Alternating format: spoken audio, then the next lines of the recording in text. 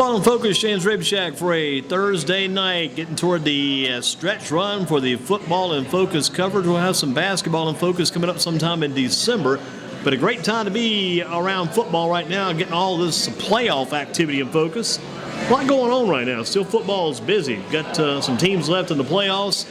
And got Dennis White with us. We'll get Dennis asking first question tonight. Who has the best chance to advance this week? Still got Southern Guilford in there. They'll be hosting Rocky Mount. Still got Northern Guilford. They're going on the road down, taking on Wilson Pike. Got High Point Central traveling to Charlotte to take on Charlotte Catholic. And got Ragsdale also going to Charlotte. They may split some time on that bus going down to take on Charlotte Vance. Who's got the best chance to advance and continue on in the dance? Best chance to advance this week? I think it's going to be the three teams, Andy, out of the four. I think we'll still have Fort Gifford County. I think we'll have High Point Central. Last year they went down and they lost to Charlotte Catholic. Also, I have Northern going on the road. We saw Northern on the road 2 years ago. They had 5 games on the road. They won them all. And then Southern Gifford over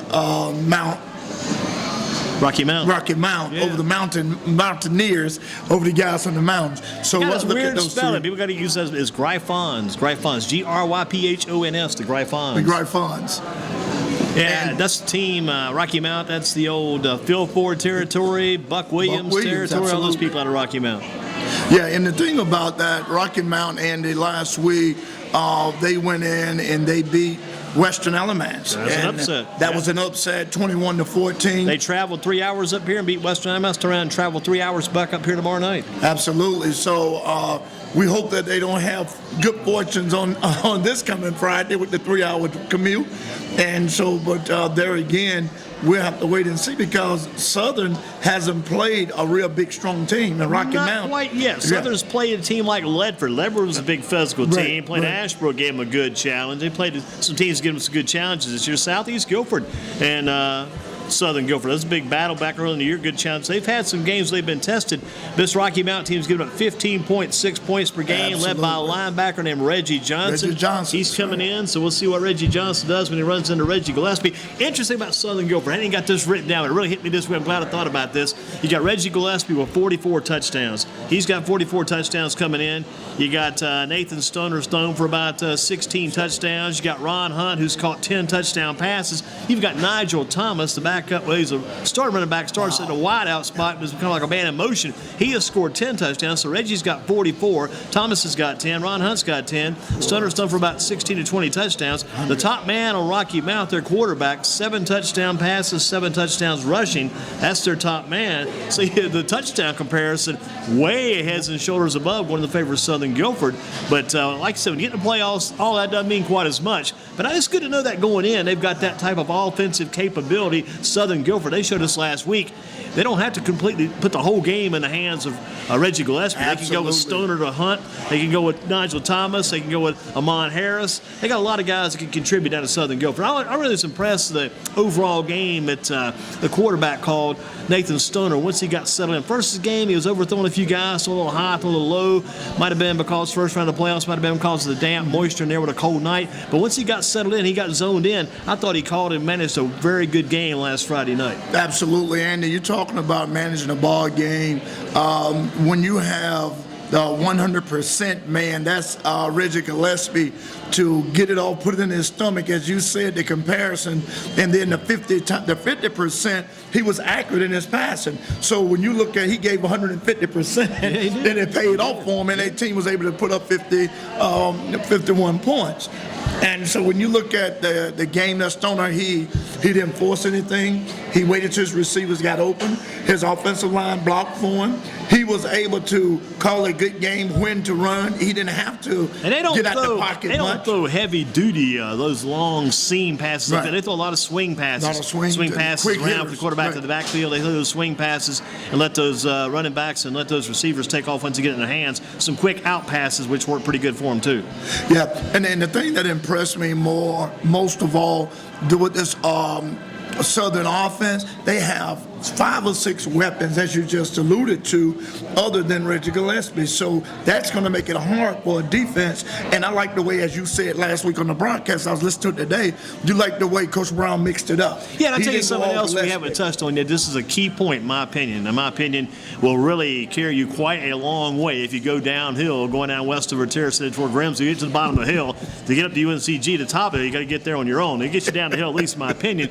But you look at what Coach Brown was doing back in back in 2012 when he had Reggie Gillespie as the number 2 back on Malik Mosley. He was bringing Reggie Gillespie along then. He already had that kid getting ready, had that kid getting warmed up. He was rushing for about 1,500 yards, 1,800 yards, about 20 touchdowns, even in his sophomore year. He was getting that guy ready then. He's already getting this Nigel Thomas kid, the junior, getting him ready. He showed us some great speed last week. Coach Brown's doing a good job of bringing these guys along so they don't have to go with just one guy all the time. And plus, he's building for his team for the future, too. He's done a good job of prepping these guys in advance of when they take over and become the main man. And yeah, 100, I agree with you as always. Your knowledge, man, and that's a very great assessment. And that's I did true. get kicked in the head by a mule when I was a kid. Since then, I've done well. That mule kicked me hard, but after that happened, I he kicked in the right spot. I guess he kicked you in the right spot. You know.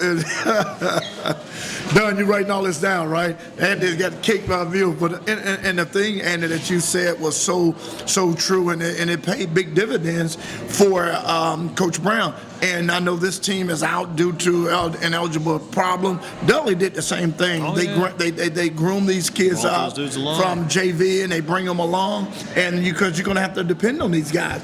And Coach Brown knew that he could not be one-dimensional, even when Mosley was there, that these guys was going to have to come. And that was a good thing because he could use Mosley as a decoy and allow Gillespie to get 800, 1,500 yards. And I tell you what, it is a tough thing to defend when you got a guy like this Nigel Thomas lined up maybe in a wide left side, maybe in the slot to the left or wide left. He's coming in motion. You got Reggie Gillespie. You feel 90% sure he's going to get the ball, but they fake it to Gillespie, give it to Nigel Thomas, around that end, coming around. The kid turns and goes upfield. You got a good play brewing right there. Plus the play I talked about last week, I don't think they've tried yet though, is some of those naked bootlegs when you fake it to, you put the ball in his gut and pull it out to Reggie Gillespie, and then the quarterback Stoner goes ahead and keeps it and runs upfield. They got a lot of possibilities back there, things they can do. And another thing, too, need to bring up before you forget about it, Francisco Lopez, the kicker, he can kick that ball just about as hard as that mule that kicked me in the head back when I was 6 years old. That guy can kick the ball a mile. You look at his extra points; those are they're taking off as they leave his foot. They're taking off, and they just keep on rising. Absolutely, you have great trajectory on the football, and he kicked that ball low, right down below the round stripe there, and that trajectory, and that helped his accuracy as well. As being special teams guy and coaching it, that's the one that you would love to have this guy in the playoffs because he's going to be good for you from 35 out, and with his range. So if it comes down to it, you have the foot of Fernandez. Is that? Francisco Lopez. Right. I was thinking about Jose Fernandez. My guys over at Smith, but yeah. Another thing that you brought up a very good point, and I've got to get back to it. You talked about how Coach Brown brought these guys into the program. They bought into the system. He trusted in them. Even when his team was down 6-0 early on, the offense came on the field, tried it on the field, and now you have a 57-yard touchdown. Now you have a tie ball game. I mean, now they go up. You got one. Because of the missed 2-point conversion on the swinging gate. And they was able to go up by 1. And the thing I like when that offense got on the field, and they was just like, okay, Mr. Gillespie, it's your turn to show them what you can do. And that offense didn't stop. Once that offense got churning, it's like a final oil machine. Yeah, I tell you what, and they got 56 points in the first round. That's not bad at all. You look for your good teams, your number 1 seeds, to post those kind of numbers in round 1. They got their 56 points, is about what you would expect, and they got it kind of in some ways quietly because they got at least 3 of those on big plays by Gillespie. Got the 73, got the 57, you got the 34. Yeah. I mean, those are big plays, big runs, and that's good for your team too because he gets that big run, he gets the big touchdown, and the offense gets to come over and have a seat. Most of the guys don't go both ways. They have a seat, get rested up, get to talk to the offensive coordinator what they need to do next to go back on the field. I mean, Reggie gets you right. He gets you right. And not only that, Andy, one of the things that became very, very good to me is the clock. I remember that. Once they got that 40-point lead, You were thinking about Drake Road and Kivett Drive and Ranneman Road. Absolutely. That was time to Katie bar the door. And Andy, when they got there, you said, wait a minute, did the rule been changed? Yeah. They just have to be 50. Exactly. Yeah, that was, I was like, we know about the rules, how quick they. Man, they can change in a hurry from season to season, sometimes midstream. Midstream, we see that. Yeah. And overall, and I wasn't too pleased at first with Southern defense at first because they allowed the team to drive on them real quickly, methodically. As soon as the game started, they drove for a touchdown. And I don't think you can go in the second and third round allowing teams to. Yeah, because you let a team score quickly in a game like that, second or third round, your offense doesn't come together quick enough. You're down in the hole, and you keep pushing, keep stressing, and keep kind of pushing hard to try to get back. And sometimes you're pushing hard to get back, it gets tough. Absolutely. And the thing about it, Andy, so far it haven't happened, and we certainly don't wish it, but every good back will have a bad game. Oh, yeah. And if Reggie Gillespie is having a bad night and the defense is not helping, Southern can see a quick exit. Yeah, you start pressing, sometimes you start making mistakes, too, it gets tough. But like you say, 56 points first round, not bad at all for Southern Guilford.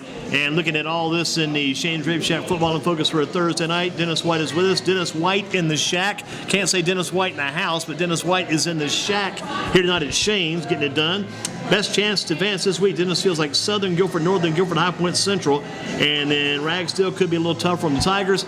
Got Southern Guilford versus Rocky Mount over at C.K. Siler Stadium. Talking about Reggie Gillespie is going to see a lot of Reggie Johnson. It's going to take that whole Gryphon team to tackle Reggie Gillespie. What about sticking in the high school rotation? What about Northern Guilford at Wilson Pike? It used to be always a go down to Wilson Hunt. This year to go in and play Wilson Pike in the second round. Northern Guilford on the road 11-1. Wilson Pike's 11-1. Do you think the West team, kind of West direction, pushing toward the East? Do you think Northern Guilford the better team to get the win tomorrow night? Yeah, absolutely. Northern, how was that old historical saying how the West was won? It's going to be won by Northern. One of the things, and that Northern is a playoff team.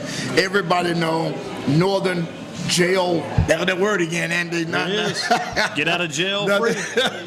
Northern come together. You and I talked about as a matter of fact, it was 3 years ago when Northern was on the road, the entire playoff. And they were able to go stop by stop, Friday night by Friday night, and single-handedly handle the road. So here they are again. And Andy, if I'm not mistaken, I think they played Wilson Pike or Wilson Hunt, one of those teams. Well, they always played Hunt. This will be the first time they'll see Pike. They've been playing Hunt forever. They traveled to Hunt twice over the past 5 years, and then Hunt came up here one year. Yeah, the year we just stayed with Northern at home throughout the playoffs. They beat Hunt again in that semifinal game. That would have been the East Championship that year. But they have seen a load of Hunt, and Hunt fell to Fike last week. Fike beat Hunt in that round one game. So this week Northern goes down to Wilson Fike. And also, if you want to catch the game tomorrow night, just got this note today from Mr. Frost, WZAX FM. That's going to be the station 99.3 down in Wilson. Will have it, and you can pick it up at jamming993.com. At jamming993.com. If you want to check out the game tomorrow night, WZAX FM, Jamming 93 in Wilson will have that game. And looking forward to that game, too, because I think that's the kind of situation now with the big three on Northern. You got C.J. Freeman, the running back. You got Cam Harris, the quarterback. You got Luke Reynolds, the wide receiver. The big three really have to come together and start having big games every week in the playoffs now. Yeah. Not week 1, not week 2, not week 3, but every week. Yeah, every night now, Andy, every time you step on that field, you have to bring it because there's no tomorrow. And this is what Coach Roscoe have put himself into place to come back. This is where he wanted to be. If you ask Coach Roscoe where you want to be on Friday night, he'll say playing football after what? Thanksgiving weekend. Yeah. That's if you're practicing Thanksgiving Day, then you have really reached one of your major goals for the year. And that has been a goal that has been reachable for Northern. One of the things, Andy, that I believe Northern defense may be too much for Fight to handle. Northern defense have proved it other against Eastern Alamance. past when they lost to Eastern Elementary. And if Northern play like they played And the we last saw 2 ball them games, face-to-face, head-to-head, live action against one of the better games we saw this year against an Eastern Guilford team. We saw a Northern Guilford team that got down 21-6 in that game, and they battled back and won that game, that final 22-21. They got the 2-point conversion to win it late in the game. But that was the team that got down, and Northern's a very good team, but they got down early, and they did fight back, and they did get that win. That was a road game within the county, but they fought back and won a road game that night, too. and those 3 names you said for Northern, what's those 3 guys? Cam Harris, Mook Reynolds, and C.J. Freeman. those were the guys that brought them back in that Eastern game. They put the team on their shoulder, and then I think that was the defining moment of their season to be able to play from behind. They got them rolling down that playoff and that regular season stretch run. Yeah, moving. Absolutely. And the thing that you have to give Northern credit, they know how to win, John. Oh, They yeah. know how Coach to win. Roscoe's Yeah, a they know playoff how to win, man. They went 15-0 over the 3-year stretch there, and then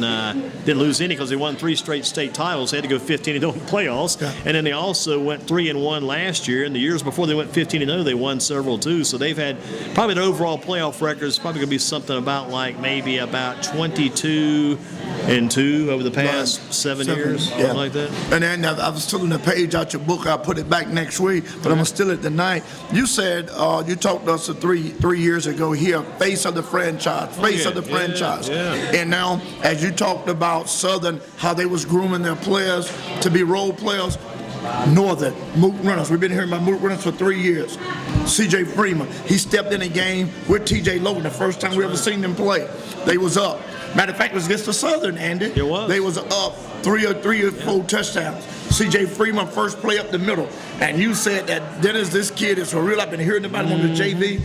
So they was getting him, Mook Reynolds. He was just a freshman. They was getting Mook Reynolds, Cam Harris. Yeah, Cam Harris. So you look at the fact that he didn't even play quarterback last year. Last year, 2 years there, Austin Coltrane led the team back-to-back. Led them to 1 championship, led them to the semifinals, And West Finals last year. Scarfone, Got beat at Crest. Scarfone, like I said before that. Daniel Dannon before that had 3 different quarterbacks over those championship runs. But you look at Cam Harris. Cam Harris, he's had I think more each week. I study these numbers. I post the stats on the website. He's right at 2,000 yards passing, and C.J. Freeman's probably around 1,800 yards rushing, whatever the case may be. But just the fact that Harris, the adjustment he made taking over his quarterback, he's had an outstanding year. Yeah. And only about 4 interceptions. And the thing about that to make it so interesting, he only had 3 weeks. He was in that position for 3 weeks. Yeah, because they were still going with another guy. They had not decided who he was going to be the top quarterback, like you said, about 3 weeks before the season got started. Yeah, and they inserted him in all because of his athletic ability, him buying into Coach Roscoe's system. Those guys at Northern, you can use those kids anywhere. Yeah, if you're an and they'll athlete, perform. you're willing to listen, you're going to get some good coaching from Coach Roscoe. Absolutely. The man can coach. He can coach. And some people say that old song, "Born to Be Wild." Roscoe was born to coach. Born to coach, absolutely. That's what they used to sing a lot when that mule was in our pasture back in the day. He was born to be wild. Unfortunately, he lived up to his claim, I guess you'd say. Dennis, some other things for you before we get back to the high school guys. Talking about Northern Guilford on the road at Wilson Pike. And what about UNC at Duke tonight? That's going to be a big one. Hard to believe these guys are playing Thursday. It's usually the last game of the season on a Saturday for the Victory Bell, either in Chapel Hill or in Durham. Tonight they're playing this game on a Thursday night.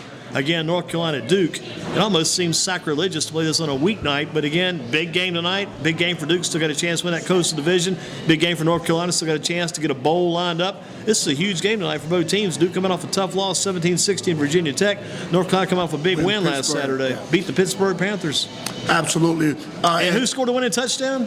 T.J. Logan, 1 yard touchdown run. T.J. Logan, outstanding job. And can I use that word jail one more time? Sure. The thing, I looked it up this week on my proofread on the website. I spelled it a couple of different ways. You spell it with J-E-L-L. Sometimes it doesn't fit. Spell it G-E-L-L. Sometimes it doesn't fit. But you fit it in right here. Make it fit. Make it fit. What Carolina last year, people they written them off. They came and they won the Belt Bowl. Oh, yeah. This year, same almost scenario. Right. Same scenario, wrote them off. And now they're coming back. They're playing great ball. Wins over. If they win these next 2 games, nobody will even remember anything that went wrong this season. If they win these next 2 games, Larry Fedora can probably knock off Tom Tillis in the next election next Tuesday. Maybe 2 weeks from Tuesday. Got to get these games in. The Tuesday after Thanksgiving, Larry Fedora can run against Tom Tillis, and Fedora will win if Carolina wins these next 2 games. If they beat Duke tonight and beat NC State next Saturday, Larry Fedora will be your next U.S. Senator for North Carolina. Tom Tillis got to step aside. They'll have a recount, a revote, and we'll have that whole election taking place again. Larry Fedora will be your next man going to Washington, because they beat Duke tonight and beat State next Saturday. Fans will forget everything that ever happened wrong with that team this year. And then they're capable of doing that. Oh, yeah. T.J. Logan. Marquise Williams. There are Spencer, Switzer. Those guys are coming together. They are beginning to put the formula together to know how to win. And as you said, tonight, if they beat Duke tonight, the bell going to be ringing, the tower bell going to be ringing. They're going to be dancing all down Franklin Street. Don Moore may even go down and join them as his old alma mater.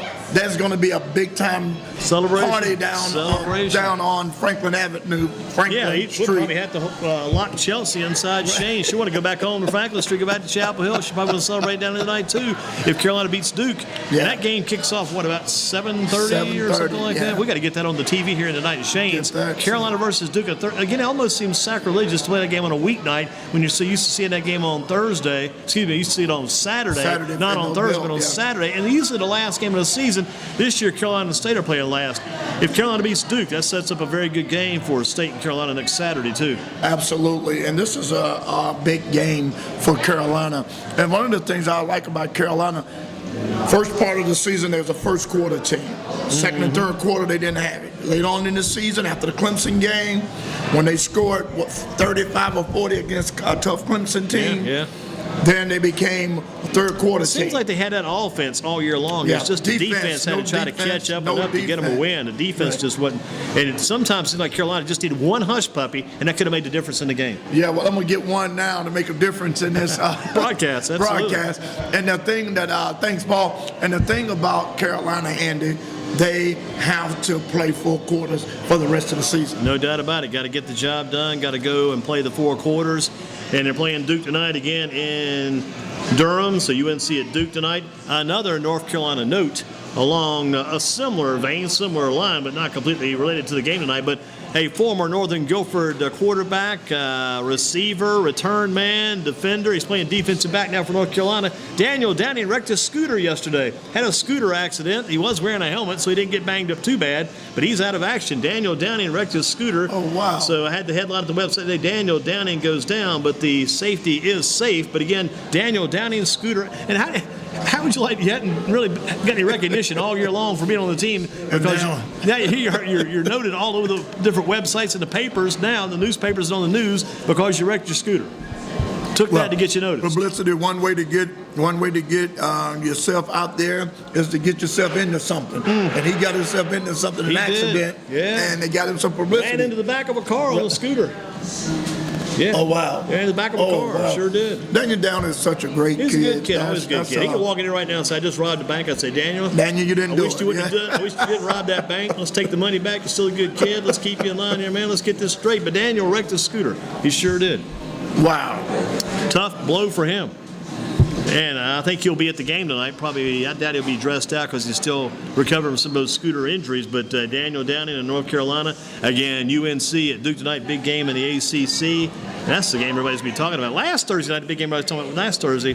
Pretty sure it was last Thursday when the Panthers were playing. Or was that last Sunday? They played the Thursday before. Then they played this past. No, they didn't play this past Sunday. Right. They didn't play because they didn't show up. Yeah, they didn't show up at all. That's sad. They had the game won. That is sad. Against the Falcons. Had the Falcons beat. I listened to that game on the radio, and I was about as disappointed as I've been in a long time checking that game out this past Sunday afternoon, because they missed that field goal. Thought they had the game in order, going to win that game, but then they got the ball back, had a chance for another field goal. It was longer than the first one. 63 yards. Yeah, long one there. Tom Dempsey may not have hit that one, but they missed that one again, and it got blocked, barely got off the ground, like you say. But boy, the Panthers have really taken a nosedive. They're kind of disappointed. That's sad right now. You hate to see it, because that kind of kills the in-state talk about football, pro football anyway, when the in-state team is not performing well, they're not winning.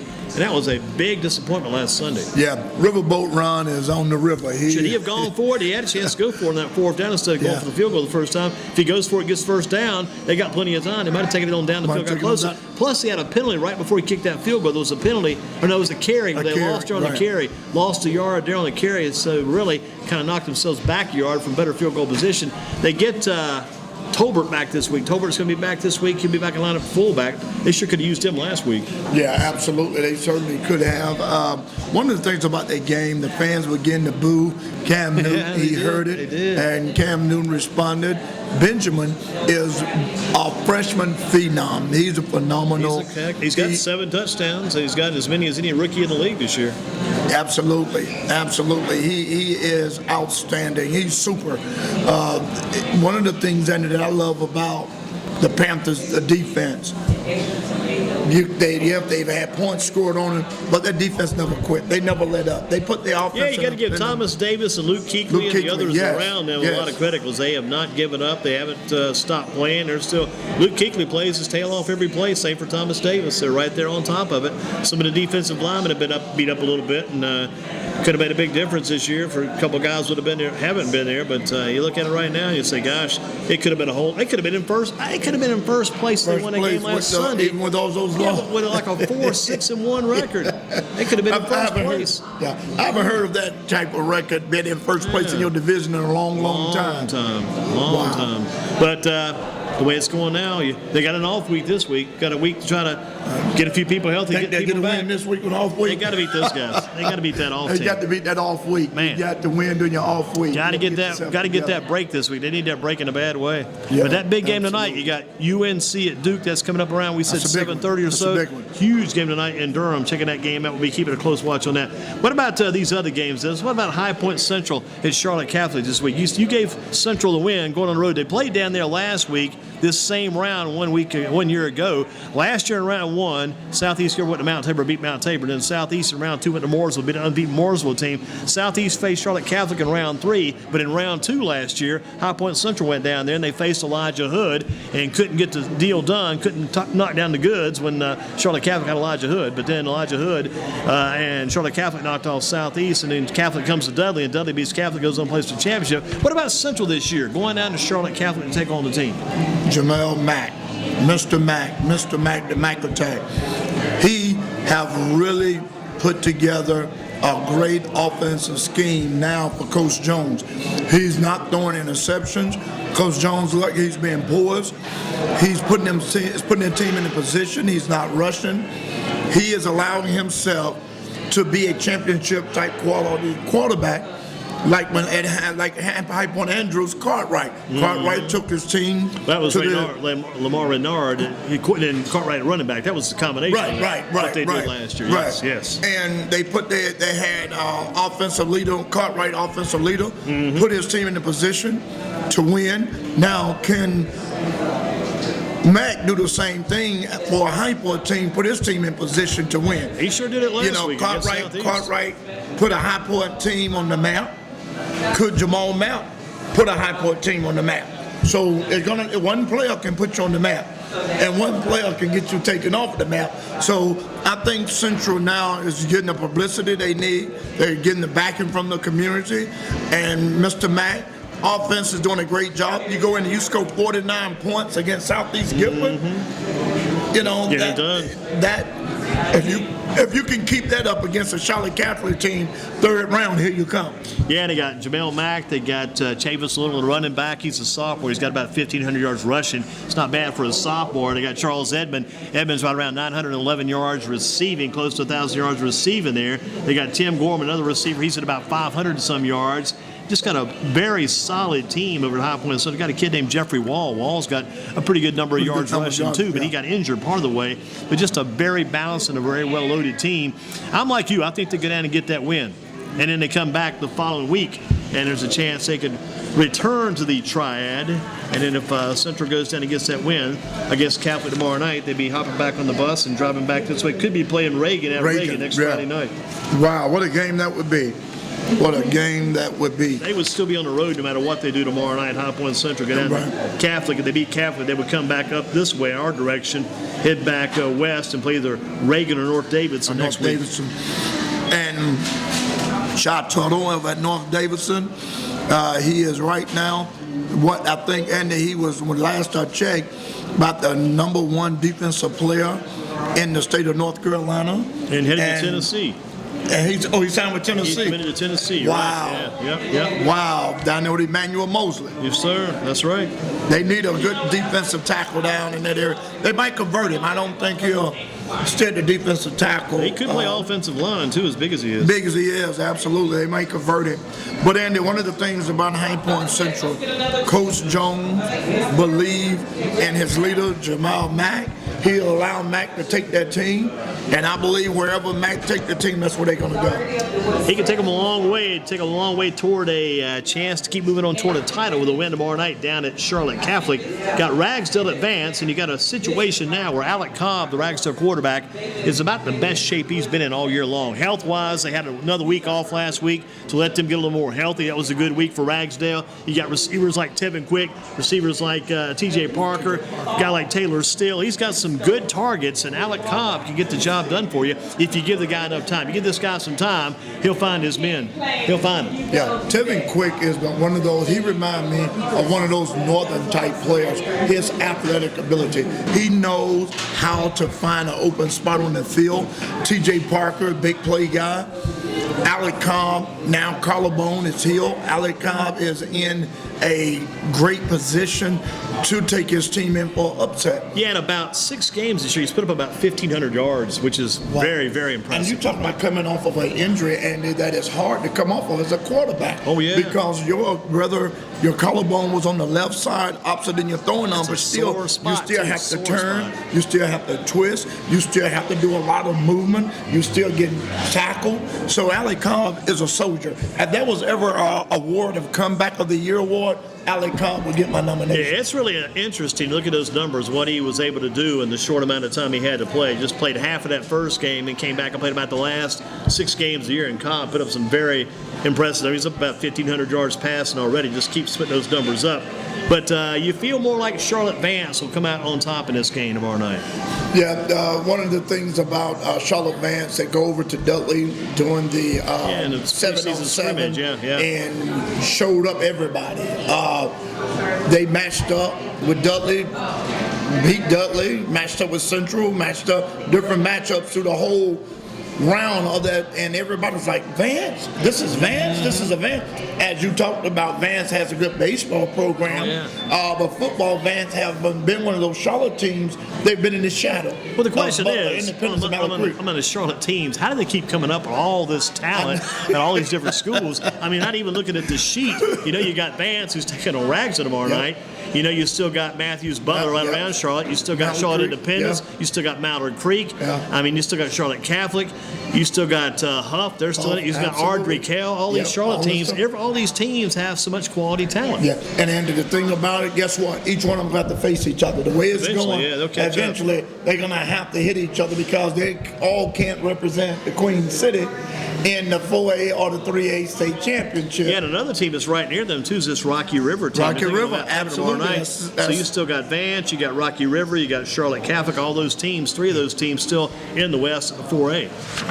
And the thing, and I'm like you, Charlotte is such a large area, and the talent, because, you know, usually independence for what ended 7 to 8 years. 7 straight years. 7 straight years. Yeah. Then Matthew Butler. When Matthew Butler came on the scene, nobody could be at Mallard Creek came on the scene. It was like they were just growing teams. Teams like crazy. And now you still got, look at all these Charlotte teams. And we talked about the 4A West, where you still had Vance of Charlotte. You got Rocky River right around Charlotte. Still got Charlotte Catholic. South out now, but they're out now. Yeah, but look at this 4AA. Still in it. You got Providence, Charlotte Providence. Then you got Butler. Then you got Mallard Creek. Then you got Lake Norman, which is right near Charlotte, right on top of it. Then you got Ardrey Kell, and you got almost all Charlotte teams in the 4AA bracket in the West still remaining. You got everybody from around Charlotte except for East Forsyth. All the other teams are Charlotte-based teams for the most part. That's amazing. Look that very certainly first sheet, that amazing. 4AA, you break And they that all down. over. There's Providence, Yeah. there's Butler, there's Mallard Creek, there's Lake Norman, there's Audrey Kell, there's Charlotte Huff, there's Charlotte Independence. All those teams are from Charlotte, with the exception of East Forsyth. Yeah, Olympic is out now. Yeah, Independence beat them. There's tons of Charlotte teams. And the thing about it is, when you talk about Charlotte, you are talking about talent. Loaded. In that area. They go, How do they not win a championship from somewhere there is this no year? way. There is no way you cannot say you're from I Charlotte. was never that observant of it until I started looking at the brackets Don provided for us. Looking at that tonight, especially that 4AA bracket. Again, you've got 1, 2, 3, 4, 5, 6, 7, 8 teams remaining. 7 of the 8 are from the Charlotte area. Yeah. It's crazy. And the Queen City is represented well. I wonder if they play juniors on JV on. Well, that's a different topic. Sorry about that. Different topic. Different time. That's if they do, the film would be floating around. Man, I think that film is headed right down Buffalo Creek, down that little side creek through town. Right now, going through Lake Daniel Park, headed over toward that direction. Amazing stuff. If the right hands get that out the water, there could be some changes made with the Charlotte team. Interesting numbers. Yeah. And it's such a and I know the AD at Charlotte Vance, Carlos Richardson. He's played baseball. He's come from a great family. He's one of my church members in Virginia area. He played his baseball at Norfolk State. Go down and take over that program, and it's a great program that he built up. Vance wasn't, as you said, wasn't a football team. They was in the shadows of all the other teams, and now look who's at the top. Right They're there with rising them. up. Yeah. Wow. Charlotte. Maybe these teams, maybe all the Charlotte teams, Andy. I'm gonna give you one of your ideas. I'm gonna throw one that I always throw something down at myself. If you take the 8 Charlotte teams, top teams, give those guys a Panther uniform. You think they'll have put all 8 together, give them all Panther jerseys. What do you think the outcome may be? And leave Cam Newton and leave Luke Kuechly. All those Charlotte teams, yeah, there's a chance. Yeah, there's a chance. I guarantee if you take them all and put them all together, they might give the Panthers a run for the money. Right. Look, let them be the Panthers. Let it be the new edition of the Panthers. Oh, let them go into the league. Yeah, let them go. Let them play the next The way game. they're winning, Huh. let those guys go in. That's going to be our new Panther team. If you bring back some of the guys that played last year, too, get a couple guys like Bring a Hood, bring all those back, guys yeah. back. There's a possibility. And I think Charlotte will be a different Charlotte team. Because right now, the Panthers need some help. The problem you run into, sometimes some of those players are marginal players. Look great in high school. Sometimes they do quite as good in college. You look at C.J. Leak. You look at Chris Leak. Chris went to Florida. Yep. C.J. took off. But here comes the High Point Central Bison, I believe it now. That's the whole team. They're bringing a bunch in here. Led in by Hood, quarterback, leading them the way. Yes, sir. So we'll get them all set up. We're going to talk to the boys tonight from High Point Central. 2 minutes. 2 minutes. You guys be ready to get some tickets out there, Don. Cook some tickets up for those guys. We need the extra tickets. Pull some out of the hat. We'll feed them all tonight. Take care of those guys. Yes, sir, Dennis. Let me get you in here a little bit further here, Dennis. Okay, all right. And then we'll get Central rolling in here. Quickly, we talked about Ragslet Advance. Talking about Andy at Southeast Guilford back on Tuesday morning. Andy at Southeast Guilford went down for the baseball sign-ins down that way Tuesday morning. Left home at 7:15. Arrived at Southeast Guilford at 7:45. Baby, I was there early that day. Andy on the spot.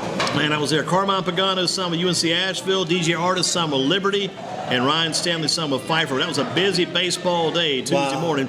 7:15 leaving home, hitting down there at 7:45. Big John was there. John Swinehart was there. John, yeah. Got them all on the website. Got all those guys there. And Andy was at Page on Tuesday night. Got there at Page Tuesday night. Checked out the Page Pirates. Saw the young little Hurd sisters here last year. Emma and Jillian Hurd, 2 freshmen. They're starting. Some of those girls are for Page.